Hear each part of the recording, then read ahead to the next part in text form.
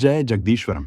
सम्यगाप्त पुरुष जगदीश्वरम के लिखित उपदेशों पर आधारित पॉडकास्ट्स की इस श्रृंखला में आज उनके दिनांक 28 जून 2025 के उपदेश को आधार बना रहे हैं।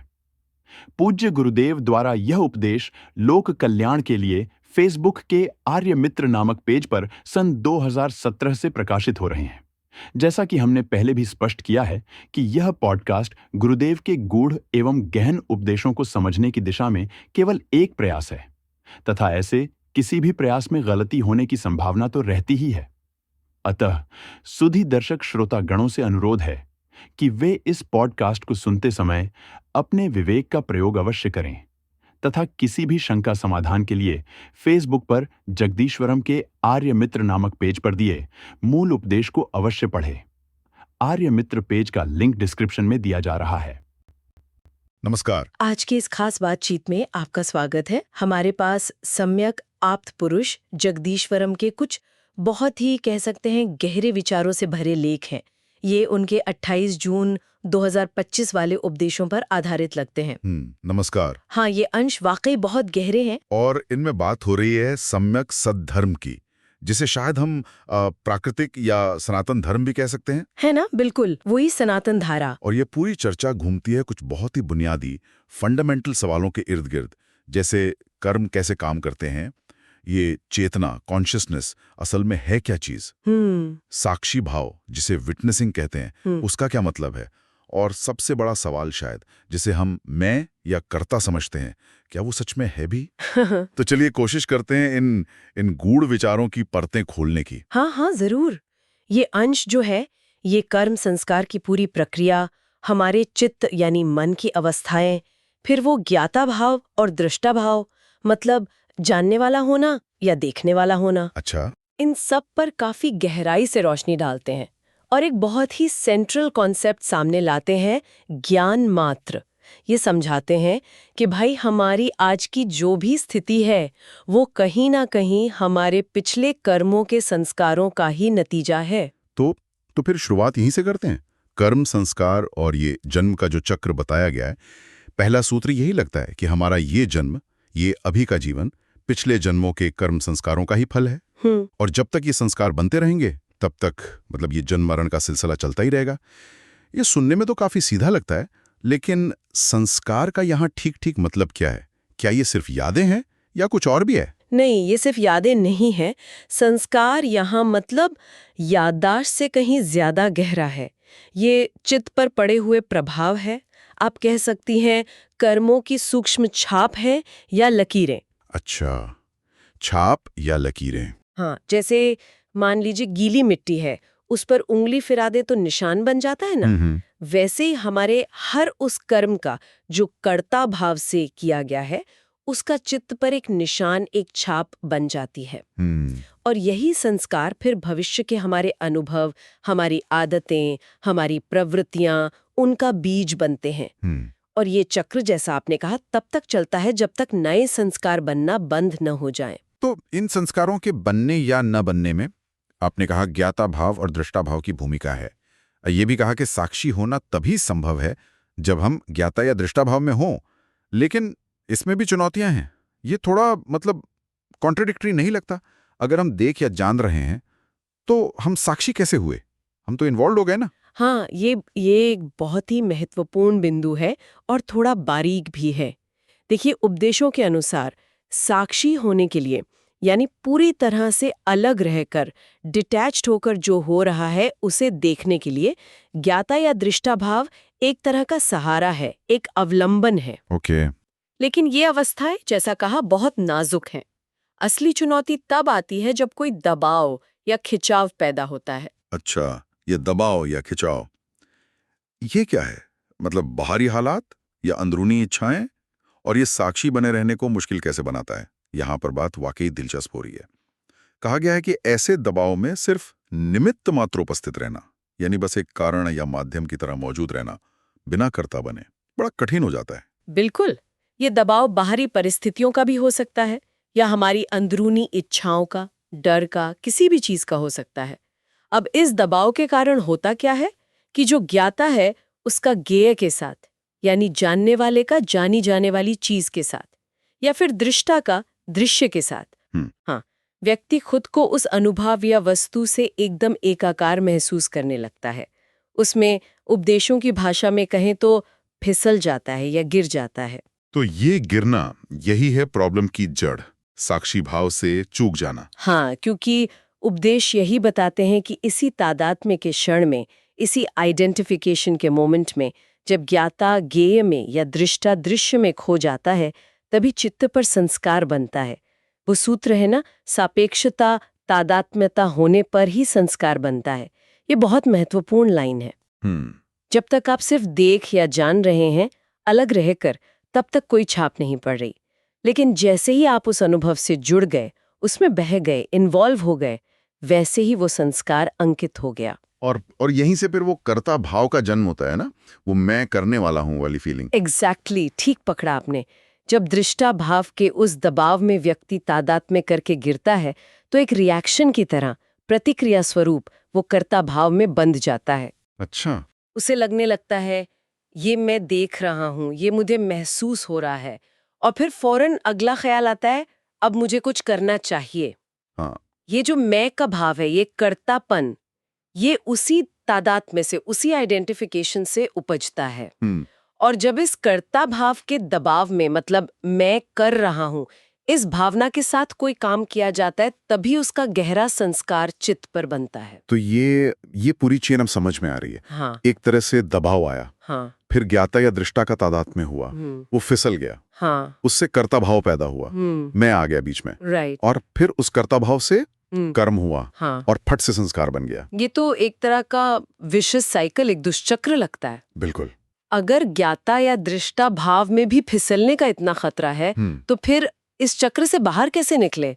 रास्ता क्या है? हाँ, तो यहीं पर वो केंद्रीय अवधारणा आती है जिसका हमने शुरू में जिक्र किया था, ज्ञान मात्र। उपदेशों में यही कहा गया है कि ज्ञान मात्र की अवस्था में ही वो निमित्त मात्र उपस्थित होना संभव है, यानी बिना कर्ता बने सिर्फ साक्षी रहना। ज्ञान मात्र। हाँ। इसका मतलब क्या हुआ? सिर्फ ज्ञान, प्योर नॉलेज, या कि ज्ञान ही सब कुछ है? ये है क्या असल में? क्या ये कोई मेंटल स्टेट है? इसे सिर्फ मेंटल स्टेट कहना शायद मतलब बहुत सीमित करना होगा। ज्ञान मात्र को पदार्थ और चेतना, मैटर और कॉन्शियसनेस, दोनों का सनातन नित्य आधार बताया गया है, फंडामेंटल बेसिस। अच्छा। ये वो शुद्ध निर्मल जानने की शक्ति, या आप कह लीजिए प्रकाश है, जो हमेशा हर जगह मौजूद है। और सबसे महत्वपूर्ण बात, ये अपौरुषेय है। अपौरुषेय? हाँ, अपौरुषेय, यानी इसे किसी पुरुष ने, किसी व्यक्ति ने या किसी ईश्वर ने बनाया नहीं है। ये स्वतः है, अनादि अनंत, अपने आप से है, किसी का बनाया हुआ नहीं, सेल्फ एग्जिस्टेंट। और इसकी प्रकृति कैसी है? इसका नेचर कैसा है? इसकी प्रकृति है पूरी तरह स्पष्टता, टोटल क्लैरिटी, पारदर्शिता, ट्रांसपेरेंसी। इसमें कोई जड़ता, कोई डलनेस, मूर्छा या बेहोशी का मतलब अंश मात्र भी नहीं। ये चेतना का वो शुद्धतम रूप है जिसमें कोई मिलावट नहीं है। और यहाँ एक और थोड़ी चौंकाने वाली बात कही गई है कि ज्ञान मात्र में स्थान और समय का अंतराल होता ही नहीं है। क्या? स्थान और समय का अंतराल नहीं मतलब स्पेस टाइम गैप नहीं? इसका मतलब यहाँ वहाँ, अभी तब जैसा कुछ नहीं? तो फिर ये जो भेद हम महसूस करते हैं, मैं तू, यह वह, पस्त दूर। हाँ, उपदेशों के अनुसार ये सारे भेद, मैं और तू, यह और वह, पास और दूर, ये सब रिलेटिव इल्यूजन्स हैं, सापेक्षिक भ्रांतियां हैं जो ज्ञान मात्र में टिक ही नहीं सकती। अच्छा। ज्ञान मात्र तो एक अखंड, अनब्रोकन, अविभाजित पूर्ण वास्तविकता है। उसमें द्वैत या अनेकता की, डुअलिटी या प्लुरैलिटी की कोई गुंजाइश ही नहीं है। वो बस है, एक। हाँ, अगर परम वास्तविकता ऐसी अखंड भेद रहित ज्ञान मात्र है, तो फिर ये दुनिया जो हमें दिखती है, ये पूरी सृष्टि, फिर इसके बनाने वाले की कल्पना जो लोग करते हैं, सृष्टा, चीजों का बनना, बिगड़ना, उत्पत्ति, विनाश, ये गुजरा हुआ कल, आने वाला कल, आज का पल, भूत, भविष्य, वर्तमान, ये सब कहाँ से आ गया? ये अनुभव क्यों होता है फिर? हाँ, सही सवाल है। तो लेखों के अनुसार ये सब भी भ्रांतियां हैं, इल्यूजन्स। और इन भ्रांतियों का जो सोर्स है, जो कारण है, वो है ज्ञान मात्र की अस्पष्टता। मतलब क्लैरिटी की कमी। अस्पष्टता। हाँ जैसे कम रोशनी में रस्सी को देखकर सांप होने का भ्रम हो जाता है ना। हाँ हाँ, वो क्लासिक उदाहरण। बिल्कुल वैसे ही जब ज्ञान मात्र पूरी तरह स्पष्ट नहीं होता तो दृष्टा को चीजों के बनने बिगड़ने का, दूरी का, गति का, वजन यानी द्रव्यमान का, ऊर्जा का, इन सब की सापेक्षिक भ्रांति होती है, रिलेटिव इल्यूजन।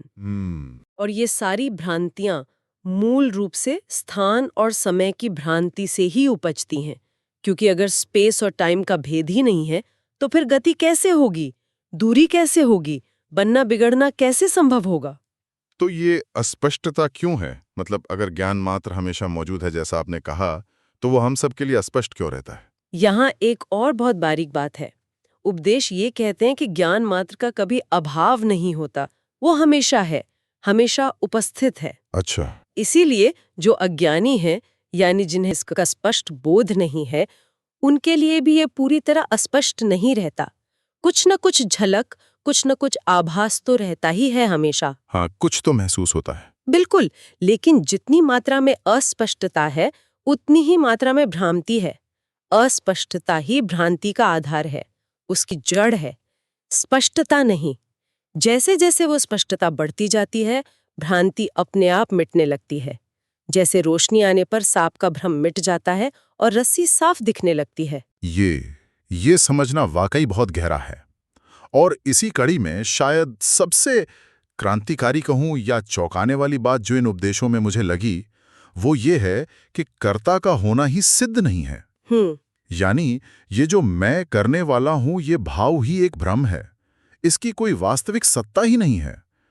ये तो हमारी आम धारणा के बिल्कुल उलट है। हाँ, बिल्कुल। लोग तो सोचते हैं कि अगर मैं करता नहीं तो फिर क्या हूं, कहीं मेरा अस्तित्व ही न मिट जाए, ये डर लगता है। हाँ, ये विचार बहुतों को असहज कर सकता है, डरा सकता है।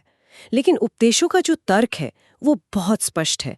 वो कहते हैं कि कर्ता भाव का भंग होना, यानी मैं करने वाला हूँ, इस भ्रम का टूटना और ज्ञान मात्र का स्पष्ट होना, ये दो अलग अलग घटनाएं नहीं हैं। अच्छा। बल्कि ये एक ही सिक्के के दो पहलू हैं, एक ही चीज है।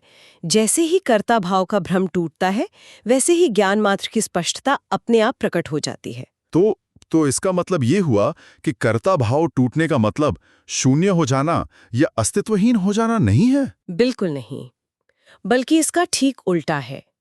उपदेशों के अनुसार जब कर्ता भाव भंग होता है, तब व्यक्ति की असली सत्यता, उसकी वास्तविक सच्चाई, जो कि निमित्त मात्र बस उपस्थित भर होना है, वो स्पष्ट होती है। आप कर्ता होने के उस बोझ से, उस इल्यूजन से मुक्त होकर अपने सहज स्वाभाविक स्वरूप में स्थित हो जाते हैं, पूरी तरह सजग, पूरी तरह उपस्थित, लेकिन बिना उस मैं कर रहा हूं वाले भाव के। ये एक तरह की लिबरेशन है, मुक्ति है, खत्म होना नहीं। निमित्त मात्र बस उपस्थित भर होना, इसे थोड़ा और स्पष्ट करेंगी। ये अवस्था असल में होगी कैसी, मतलब प्रैक्टिकली? हाँ, इसे समझने के लिए हमें फिर से ज्ञान मात्र की प्रकृति पर जाना होगा। जैसा हमने कहा, ज्ञान मात्र में न एक है न दो। हाँ। क्योंकि एक या दो कहना भी तुलना पर आधारित है, कंपैरिजन पर, जो कि एक सापेक्षिक दबाव है, रिलेटिव प्रेशर है। परम सत्य में, एब्सोल्यूट रियलिटी में, ये गिनती लागू ही नहीं होती। ठीक है। इसलिए निमित्त मात्र उपस्थित होने की अवस्था में आपको किसी से एक होने या कहीं लीन होने, मर्ज होने या कुछ खास बनने की जरूरत ही नहीं होती। आप पहले से ही वो हैं जो आप हैं। शुद्ध उपस्थिति, प्योर प्रेजेंस, शुद्ध साक्षीपन, प्योर विटनेसिंग। तो फिर ये जो बातें हम सुनते हैं, ब्रह्मलीन हो जाना, ईश्वर में मिल जाना, इनका क्या मतलब है इस कॉन्टेक्स्ट में? उपदेशों के अनुसार ये अवधारणाएं भी अपेक्षित दृष्टिकोण की उपज है। अपेक्षित दृष्टिकोण? हाँ, यानी रिलेटिव व्यू पॉइंट की बातें हैं, जो शायद अज्ञानियों के लिए या जो उस रास्ते पर चल रहे हैं उनके लिए समझने का एक तरीका हो सकती हैं, सीढ़ियां हो सकती हैं। अच्छा। लेकिन परमार्थ के स्तर पर, एब्सोल्यूट लेवल पर, जहां ज्ञान मात्र ही एकमात्र सत्य है, वहां किसी में लीन होने या मिलने का सवाल ही नहीं उठता। क्यों? क्योंकि आप उस अखंड वास्तविकता से कभी अलग थे ही नहीं। ये अवस्था तो सदा सनातन है, नित्य, स्थिर, अपरिवर्तित है, परमानेंट, स्टेबल, अनचेंजिंग। उसमें कुछ घटना नहीं है, कुछ होना नहीं है, बस होने का स्पष्ट बोध है, क्लियर अवेयरनेस ऑफ बीइंग। या ये वाकई बहुत गहरा है और इसने मेरे मन में अगला सवाल एकदम से खड़ा कर दिया है। अगर कर्ता का भाव ही भ्रम है तो फिर ईश्वर का क्या, जिन्हें परम कर्ता माना जाता है, अल्टीमेट डूअर? क्या ईश्वर की अवधारणा भी इसी भ्रम का हिस्सा है? हाँ, ये सवाल उठना बहुत स्वाभाविक है और लेख इसका भी जवाब देते हैं। उनका कहना है कि जैसे व्यक्ति अज्ञानवश खुद पर कर्ता भाव का आरोप कर लेता है, मैं करता हूँ, ठीक उसी तरह वो एक कर्ता विशेष यानी एक स्पेसिफिक सुप्रीम डूअर जिसे ईश्वर कहते हैं उसका आरोप भी कर लेता है। अच्छा, आरोप कर लेता है मतलब मान लेता है, इम्पोज कर लेता है। ये दोनों आरोप, खुद को कर्ता मानना और एक परम कर्ता ईश्वर को मानना, ये अज्ञ मूर्ख जनों की मिथ्या दृष्टि में होते हैं, यानी उनकी भ्रमित समझ, उनके इल्यूजन का परिणाम है। तो तथ्यतः फैक्चुअली वैसा कोई व्यक्ति रूप ईश्वर नहीं है जैसा आमतौर पर आरोपित धर्म ग्रंथों में बताया जाता है। मतलब दुनिया को बनाने वाला, चलाने वाला, नियमों में बांधने वाला कोई स्पेसिफिक पर्सन या एंटिटी तो क्या ये उपदेश एक तरह से नास्तिकता की ओर ले जा रहे हैं, ईश्वर को पूरी तरह नकार रहे हैं? नहीं। यहाँ एक बहुत ही नाजुक और महत्वपूर्ण संतुलन साधा गया है। देखिए, उपदेश ये भी कहते हैं कि अपेक्षित दृष्टिकोण से, यानी आम आदमी के नजरिए से जो कार्य कारण और कर्ता कर्म की दुनिया में जीता है, हाँ, रिलेटिव वर्ल्ड में। हाँ, उस रिलेटिव दृष्टिकोण से ईश्वर का होना अवश्य सिद्ध है, क्योंकि उस स्तर पर तो हर चीज का कोई ना कोई कारण या कर्ता जरूर माना जाता है। बिना कारण कुछ नहीं होता, बिना कर्ता कोई कर्म नहीं होता। ये उस लेवल का सच है। इसलिए उस सापेक्षिक स्तर पर ईश्वर का इनकार नहीं करना चाहिए, क्योंकि वो उस नजरिए से सच लगता है और उस लेवल पर फंक्शनल भी है। अच्छा, तो मतलब दो लेवल्स की बात हो रही है, एक परम सत्य का लेवल एब्सोल्यूट और एक व्यवहारिक या सापेक्षिक सत्य का लेवल रिलेटिव। बिल्कुल, एकदम सही। परमार्थता यानी एब्सोल्यूट ट्रूथ के स्तर पर ईश्वर जैसा कोई कर्ता विशेष कहना उपयुक्त नहीं है, क्योंकि वहां तो कर्ता का ही अस्तित्व सिद्ध नहीं होता। राइट। लेकिन संकेत के लिए और आम लोगों की समझ की जो मजबूरी है, उसको ध्यान में रखते हुए अंततः अपौरुषेयतः उपस्थित भर होना, यानी वो शक्ति, वो चेतना जो किसी व्यक्ति ने नहीं बनाई और जो बस सहज रूप से उपस्थित है, उसी को ईश्वर का सही अर्थ बताया गया है। तो ये ईश्वर की अवधारणा को नकारना नहीं हुआ, बल्कि उसे उसके शुद्धतम, निराकार, अपौरुषेय स्वरूप में समझना हुआ। It's a refinement, not a rejection. Okay, तो अगर हम आज की इस पूरी काफी गहरी बातचीत को समेटें, तो हमने सम्यक आप्त पुरुष जगदीश्वरम के उपदेशों के आईने में ये देखा कि कैसे हमारे कर्मों के जो संस्कार हैं वो हमें इस जन्म मृत्यु के चक्र में उलझाए रखते हैं। कैसे वो जो ज्ञाता या दृष्टा भाव है वो भी बड़ा नाजुक है और दबाव पड़ने पर उसमें तादात्म्य हो जाता है। हाँ, आइडेंटिफिकेशन। हाँ, और उसी से कर्ता भाव उपजता है और फिर नए संस्कार बनते जाते हैं। बिल्कुल। और हमने ये भी समझा कि इन सब से परे एक परम वास्तविकता है जिसे ज्ञान मात्र कहा गया है। हाँ, ज्ञान मात्र। ये शुद्ध अखंड चेतना है जो स्थान समय से परे है और जिसे किसी ने बनाया नहीं, वो अपौरुषेय है। और हमारी जो ये दुनियावी प्रतीति है, ये सृष्टि, कर्ता, यहाँ तक कि ईश्वर की जो पारंपरिक व्यक्ति रूप अवधारणा है, ये सब कहीं न कहीं ज्ञान मात्र की अस्पष्टता के कारण उपजी भ्रांतियां हो सकती हैं, जो अपेक्षित दृष्टिकोण या रिलेटिव लेवल पर सच लगती हैं। और शायद सबसे महत्वपूर्ण बात यह कि कर्ता भाव, ये जो मैं करने वाला हूं का हमारा गहरा एहसास है, ये मूलतः एक भ्रम है। और इससे मुक्त होकर निमित्त मात्र उपस्थित होने की अवस्था, यानी बिना कर्ता बने बस एक सहज साक्षी या एक माध्यम की तरह उपस्थित रहना, यही हमारी सच्ची प्रकृति के सबसे करीब है। हाँ, और ये अवस्था तभी संभव है जब वो ज्ञान मात्र पूरी तरह स्पष्ट हो जाए, जब मन पर पड़े हुए वो भ्रम के तादात्म्य के बादल पूरी तरह छट जाएं। और ये कोई पैसिव, निष्क्रिय अवस्था नहीं है, बल्कि ये पूर्ण सजगता और सहजता की अवस्था है। ये सब सुनने और समझने में मतलब बहुत गहरा है और काफी क्रांतिकारी भी लगता है। लेकिन अब सवाल ये उठता है कि इस सारे ज्ञान का, इस अंडरस्टैंडिंग का हमारे रोजमर्रा के जीवन के लिए क्या मतलब है? इसे जानने से हमारे जीने के ढंग पर क्या असर पड़ सकता है? हाँ, यही पर असली मनन शुरू होता है। विचार करने लायक प्रश्न ये है कि अगर कर्ता वास्तव में नहीं है, अगर हम सिर्फ निमित्त मात्र हैं जो परिस्थितियों और संस्कारों के प्रवाह में एक तरह से बह रहे हैं, तो हमारे अपने कार्यों, हमारी सफलताओं, हमारी असफलताओं के प्रति हमारा नजरिया कैसे बदल सकता है? से इक्वेनिमिटी से, सहजता से और अनासक्ति डिटैचमेंट से देख पाएंगे। क्या हम हर स्थिति में, हर बातचीत में, हर काम करते हुए खुद को कर्ता मानने की बजाय सिर्फ एक साक्षी या निमित्त मात्र उपस्थित के रूप में देख सकते हैं, ये कोशिश कर सकते हैं? ये एक गहरा प्रयोग हो सकता है जीवन में।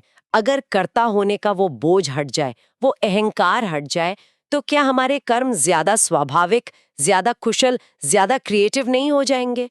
क्या हमारे रिश्तों में वो मैं और मेरा का टकराव कम नहीं हो जाएगा? हाँ, ये सोचने वाली बात है। ये दर्शन सिर्फ बौद्धिक जुगाली के लिए नहीं है। ये जीवन को एक बिल्कुल नए दृष्टिकोण से देखने और जीने का एक निमंत्रण देता है। तो सवाल यही है कि बिना कर्ता भाव के जीना कैसा होगा? इस पर गहराई से विचार किया जा सकता है। भवतु सर्वमंगलम।